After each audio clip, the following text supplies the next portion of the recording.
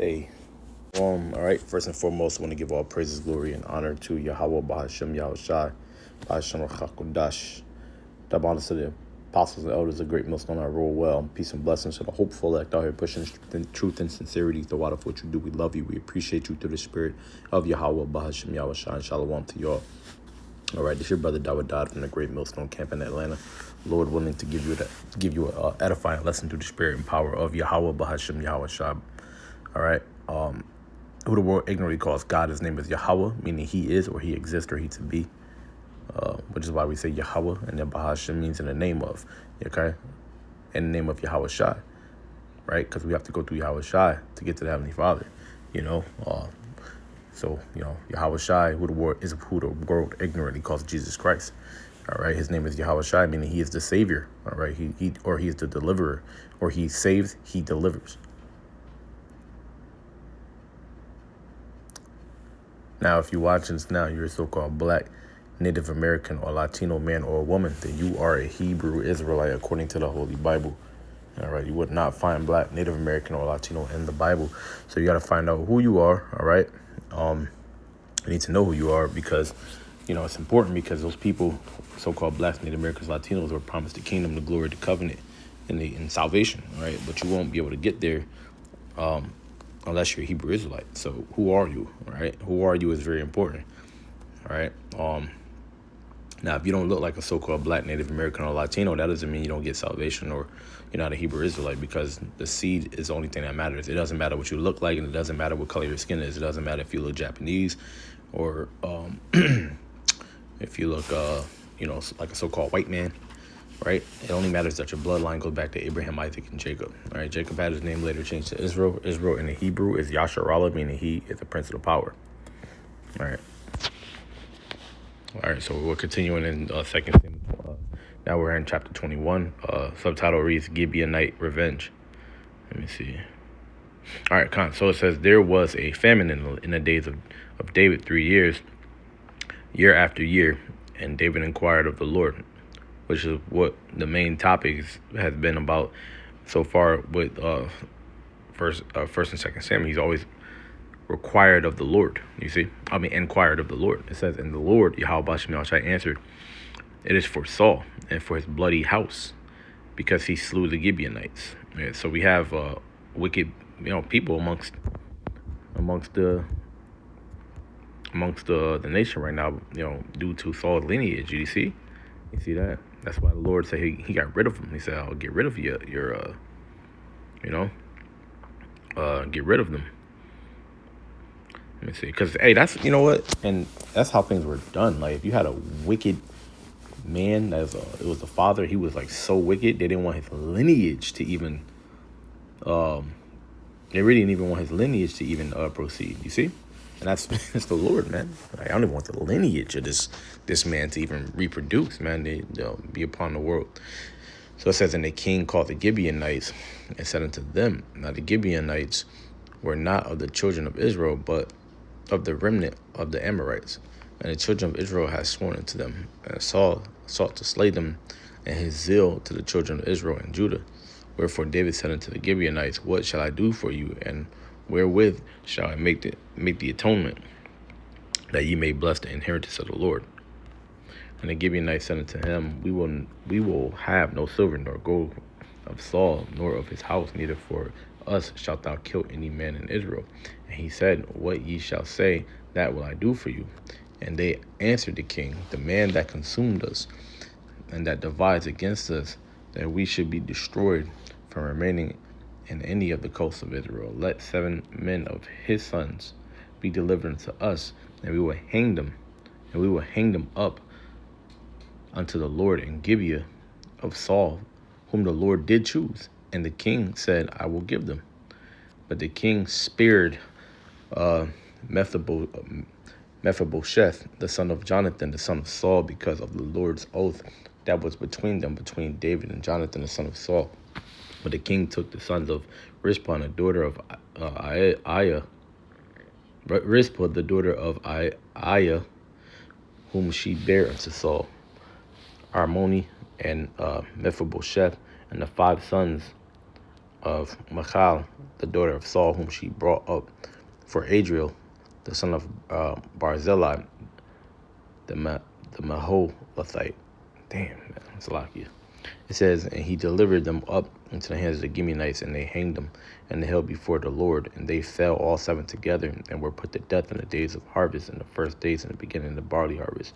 And Rizpah, the daughter of Aiah, took sackcloth and spread it up for her upon the rock, for the beginning of harvest until water dropped upon them out of heaven, and suffered neither the birds of the air to rest on them by day, nor the beasts of the field by night. And it was told David what Rizpah, the daughter of Aiah, the concubine of Saul, had done. And David went and took the bones of Saul and the bones of Jonathan his son from the men of Jabesh Gilead, which had stolen them from the street of Bethshan, where the Philistines had hanged him, when the Philistines had hanged Saul in Gilboa.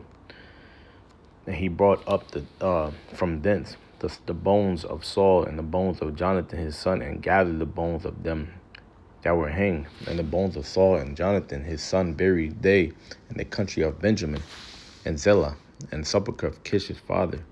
And they performed all that the king commanded. And after Yahweh was entreated for the land. So, and after that, Yahweh was entreated for the land. Yeah. So now the land can heal and reproduce. Because they have a famine there. It says, moreover, the Philistines had yet war again with Israel, and David went down and his servants with him, and fought against the Philistines. And David waxed faint, and Ishbibenob, which was of the sons of the giant, the weight of whose spear weighed 300 shekels of brass in weight, he being girded with a new sword, thought to have slain David. But Abishai, the son of Zeruiah, succored him, and smote the Philistine and killed him. And that's where they get the movie 300 from, man. You know what I'm saying? This is really what I mean. That's not what. But these inspirations, you can see them within these different scenes. Your man's about to die. They're about to take out the king, and then his captain saves him. And, you know what I'm saying? It's pretty dope, man. A lot of these inspirations come from the Bible. I'm not really saying movie 300 in particular, but a lot of these movies, like David and Goliath, is that scene where Achilles had took out the dude. I forgot what his name is, but he was supposed to be a really big Philistine. All right, so that's where they get the inspiration from the scriptures in the Bible, man. That movie Troy, when Achilles killed the real big dude in the beginning, that was David and Goliath, man. And I perceived through the spirit that was David and Goliath. But that's where they draw the inspiration from for the movies. It says, and killed him, right? It said, then the men of David swore to him, saying, thou shalt go no more out with us to battle, that thou quench not the light of Israel. And it came to pass after this, that there was again a battle with the Philistines at Gob. Then Sibbashai, the Hushathite, slew Saph, which were the sons of the giant. And there was again a battle in Gob with the Philistines, where Elhanan, the son of Ja'arigam, a Bethlehemite. These names are a lot to pronounce. Salakia. It says, slew the brother of Goliath, the Gittite, the staff of whose spear was like a weaver's beam. It says, and there was yet a battle in Gath, where was a man of great stature that had on every six. But the reason why I say because of the movie 300, though, if the reason I'm saying that is because you see that these men are giants that they're slewing. All right, now you remember in the movie 300, they had all these different beasts, and giants and large animals and things of that such. So I'm really just kind of speculating, but it says, where was a man great stature that one on every hand 6 fingers and every foot 6 toes. You see, 4 and 20 in number, and he was born into the giant. Because remember, in the movie 300, they had these different looking creatures, like these different men. Yeah, like cyclopses, and you know what I'm saying. So I'm just kind of throwing that out there. It says, and when he defiled Israel, Jonathan, the son of Shimeiah, the son of David, slew him. It says, these four were born to the giant in Gath and fell by the hand of David and by the hand of servants. Quick, Lord willing, I'll just do another one later today. Lord willing, he's edified with another reading. We're reading about our forefathers here, and we're getting some beautiful nuggets. And we're reading about our forefathers, man. So it's fine, the little read-alongs and stuff like that. So Lord willing, he was edified. Are you not entertained? I'm going to end it off by giving all praise, glory, and honor to Yahweh, Bashim Yahushai, Bashim Rakadash, Bashim Rakadash. Bonds to the apostles, the elders, the great millstone, ever well. Peace and blessing to the hopeful elect. Man, me and Ray about to go to the store, so I figured I'd just knock one out before we go to the store, and then Lord willing, come back and do something much more serious. All the scriptures are serious. It's not one, least greater than the other, but, we're just kind of doing one real quick before chores get done, and then do it after. So Lord willing, is edified.